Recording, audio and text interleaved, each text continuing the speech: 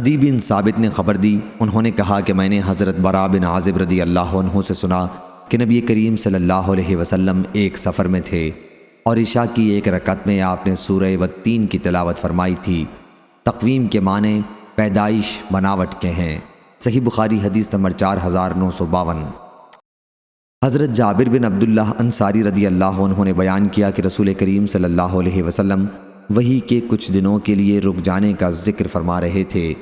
حضرت صلی اللہ علیہ وسلم نے فرمایا کہ میں چل رہا تھا کہ میں نے اچانک آسمان کی طرف سے ایک آواز سنی۔ میں نے نظر اٹھا کر دیکھا تو وہی فرشتہ جبریل علیہ السلام جو میرے پاس غار حرا میں آیا تھا، آسمان اور زمین کے درمیان کرسی پر بیٹھا ہوا نظر آیا۔ میں ان سے بہت ڈرا اور گھر واپس آ کر میں نے کہا کہ مجھے چادر اڑا دو۔ چنانچہ گھر والوں نے مجھے چادر اڑا دی۔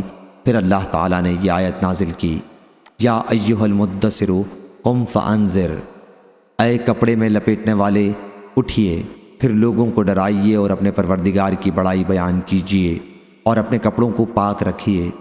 ابو سلمہ رضی اللہ عنہ نے کہا کہ الرجز جاہلیت کے بت تھے جن کی وہ پرستش کیا کرتے تھے۔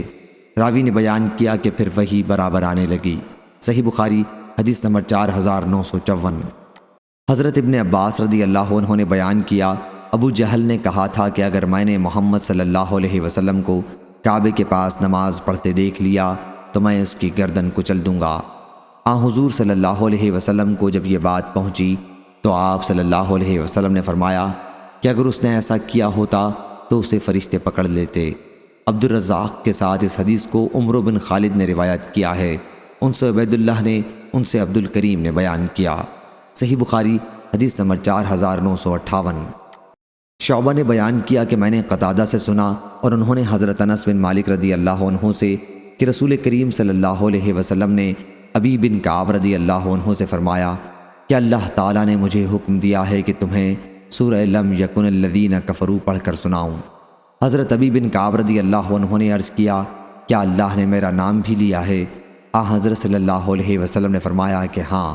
اس پر وہ رونے لگے۔ صحیح بخاری حدیث نمبر 4959۔ امام مالک نے بیان کیا، ان سے زید بن اسلم نے، ان سے ابو صالح سمان نے اور ان سے حضرت ابو ہریرہ رضی اللہ عنہ نے کہ رسول کریم صلی اللہ علیہ وسلم نے فرمایا گھوڑا 3 طرح کے لوگ 3 قسم کے پالتے ہیں، ایک شخص کے لیے وہ اجر ہوتا ہے، دوسرے کے لیے وہ معافی ہے، تیسرے کے لیے عذاب ہے۔ جس کے لیے وہ اجر و ثواب ہے وہ شخص ہے جو اسے اللہ کے راستے میں جہاد کی نیت سے پالتا ہے۔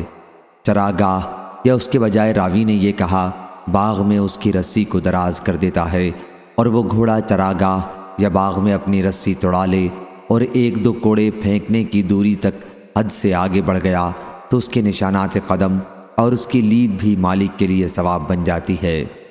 اور اگر کسی نہر سے گزرتے ہوئے اس میں سے مالک کے ارادے کے بغیر خود ہی اس نے پانی پی لیا تو یہ بھی مالک کے لیے باعث ثواب بن جاتا ہے۔ دوسرا شخص جس کے لیے اس کا گھوڑا باعث معافی پردہ بنتا ہے، یہ وہ شخص ہے جس نے لوگوں سے بے پرواہ رہنے اور لوگوں کے سامنے سوال کرنے سے بچنے کے لیے اسے پالا، اور اس گھوڑے کی گردن پر جو اللہ تعالیٰ کا حق ہے اور اس کی پیٹھ کا جو حق ہے اسے بھی وہ ادا کرتا رہتا ہے، تو گھوڑا اس کے لیے باعث معافی پردہ بن جاتا ہے۔ اور جو شخص گھوڑا اپنے دروازے پر فخر اور دکھاوے اور اسلام دشمنی کی غرض سے باندھتا ہے وہ اس کے لیے وبال ہے۔ حضور اکرم صلی اللہ علیہ وسلم گدھوں کے متعلق پوچھا گیا تو آپ نے فرمایا کہ اللہ تعالیٰ نے اس کے متعلق مجھ پر کوئی خاص آیت سوائے اس اکیلی عام اور جامع آیت کے نازل نہیں کی، فمن یعمل مثقال ذرۃ خیرا یرہ، یعنی جو کوئی ذرہ بھر برائی کرے گا وہ اسے بھی دیکھ لے گا۔ صحیح بخاری حدیث نمبر 4962۔ قتادہ نے بیان کیا، ان سے انس بن مالک رضی اللہ عنہ نے بیان کیا کہ جب نبی کریم صلی اللہ علیہ وسلم کو معراج ہوئی تو حضرت صلی اللہ علیہ وسلم نے فرمایا کہ میں ایک نہر کے کنارے پر پہنچا جس کے دونوں کناروں پر خولدار موتیوں کے ڈیرے لگے ہوئے تھے۔ میں نے پوچھا اے جبریل یہ نہر کیسی ہے؟ انہوں نے بتایا کہ یہ حوض کوثر ہے جو اللہ نے آپ کو دیا ہے۔ صحیح بخاری حدیث نمبر 4964۔ ابو الاحوص نے بیان کیا، ان سے عامش نے، ان سے ابو الدحیٰ نے، ان سے مسروق نے اور ان سے حضرت عائشہ رضی اللہ عنہا نے بیان کیا کہ آیت اذا جاء نصر اللہ یعنی جب اللہ کی مدد اور فتح آ پہنچی، جب سے نازل ہوئی تھی تو رسول کریم صلی اللہ علیہ وسلم نے کوئی نماز ایسی نہیں پڑھی جس میں آپ یہ دعا نہ کرتے ہوں، سبحانک اللہم ربنا و بحمدک اللہم اغفر لی، یعنی پاک ہے تیری ذات اے اللہ، اے ہمارے رب، اور تیرے ہی لیے تعریف ہے، اے اللہ میری مغفرت فرما دے۔ صحیح بخاری حدیث نمبر 4967۔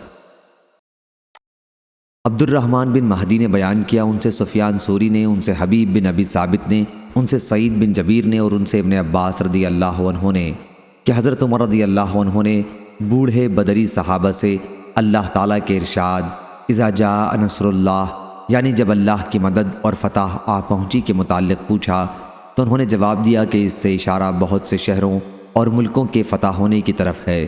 حضرت عمر رضی اللہ عنہ نے کہا، ابن عباس رضی اللہ عنہ تمہارا کیا خیال ہے؟ حضرت ابن عباس رضی اللہ عنہ نے جواب دیا کہ اس میں آپ صلی اللہ علیہ وسلم کی وفات کی خبر یا ایک مثال ہے، گویا آپ صلی اللہ علیہ وسلم کی موت کی آپ صلی اللہ علیہ وسلم کو خبر دی گئی ہے۔ صحیح بخاری حدیث نمبر 4969۔ ابو عوانہ نے بیان کیا، ان سے ابو بشر نے، ان سے سعید بن جبیر نے، اور ان سے حضرت ابن عباس رضی اللہ عنہ نے بیان کیا کہ عمر بن خطاب رضی اللہ عنہ مجھے بوڑھے بدری صحابہ کے ساتھ مجلس میں بٹھاتے تھے۔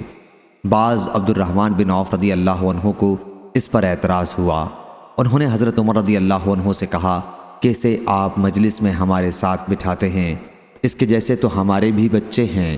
حضرت عمر رضی اللہ عنہ نے کہا کہ اس کی وجہ تمہیں معلوم ہے؟ پھر انہوں نے ایک دن ابن عباس رضی اللہ عنہ کو بلایا اور انہیں بوڑھے بدری صحابہ کے ساتھ بٹھایا۔ ابن عباس رضی اللہ عنہ نے کہا کہ میں سمجھ گیا کہ آپ نے مجھے انہیں دکھانے کے لیے بلایا ہے۔ پھر ان سے پوچھا، اللہ تعالیٰ کے اس ارشاد کے متعلق تمہارا کیا خیال ہے؟ اذا جاء نصر اللہ، یعنی جب اللہ کی مدد اور فتح آ پہنچی۔ بعض لوگوں نے کہا کہ جب ہمیں مدد اور فتح حاصل ہوئی تو اللہ کی حمد اور اس سے استغفار کا ہمیں آیت میں حکم دیا گیا ہے۔ کچھ لوگ خاموش رہے اور کوئی جواب نہیں دیا۔ پھر آپ نے مجھ سے پوچھا، ابن عباس رضی اللہ عنہ کیا تمہارا بھی یہی خیال ہے؟ میں نے عرض کیا کہ نہیں۔ پوچھا، پھر تمہاری کیا رائے ہے؟ میں نے عرض کیا کہ اس میں رسول اللہ صلی اللہ علیہ وسلم کی وفات کی طرف اشارہ ہے۔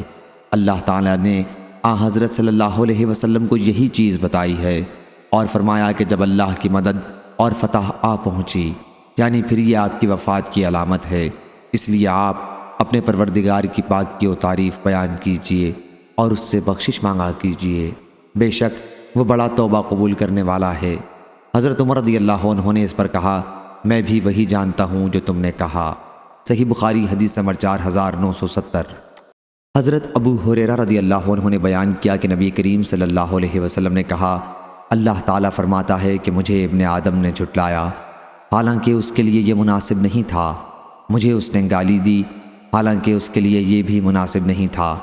مجھے جھٹلانا یہ ہے کہ کہتا ہے کہ میں اس کو دوبارہ پیدا نہیں کروں گا، حالانکہ میرے لیے دوبارہ پیدا کرنا اس کے پہلی مرتبہ پیدا کرنے سے زیادہ مشکل نہیں۔ اس کا مجھے گالی دینا یہ ہے کہ کہتا ہے کہ اللہ نے اپنا بیٹا بنایا ہے، حالانکہ میں ایک ہوں، بے نیاز ہوں، نہ میری کوئی اولاد ہے اور نہ میں کسی کی اولاد ہوں، اور نہ کوئی میرے برابر کا ہے۔ صحیح بخاری حدیث نمبر 4974۔ زر بن حبیش نے بیان کیا، انہوں نے ابی بن کعب رضی اللہ عنہ سے معوذتین کے بارے میں پوچھا تو انہوں نے بیان کیا کہ یہ مسئلہ میں نے بھی رسول اللہ صلی اللہ علیہ وسلم سے پوچھا تھا۔ حضرت صلی اللہ علیہ وسلم نے فرمایا کہ مجھے جبریل علیہ السلام کی زبانی کہا گیا ہے کہ یوں کہو کہ اعوذ برب الفلق، میں نے اسی طرح کہا، چنانچہ ہم بھی وہی کہتے ہیں جو رسول کریم صلی اللہ علیہ وسلم نے کہا۔ صحیح بخاری حدیث نمبر 4976۔ زر نے بیان کیا کہ میں نے ابی بن کعب رضی اللہ عنہ سے پوچھا، یا ابا المنذر، آپ کے بھائی عبداللہ بن مسعود رضی اللہ عنہ تو یہ کہتے ہیں کہ سورہ معوذتین قرآن میں داخل نہیں ہیں۔ ابی بن کعب رضی اللہ عنہ نے کہا کہ میں نے رسول اللہ صلی اللہ علیہ وسلم سے اس بات کا پوچھا تھا۔ حضرت صلی اللہ علیہ وسلم نے مجھ سے فرمایا کہ جبریل علیہ السلام کی زبانی مجھ سے یوں کہا گیا، کیا ایسا کہہ؟ اور میں نے کہا۔ ابی بن کعب رضی اللہ عنہ نے کہا کہ ہم بھی وہی کہتے ہیں جیسا کہ رسول اللہ صلی اللہ علیہ وسلم نے فرمایا تھا۔ صحیح بخاری حدیث نمبر 4977۔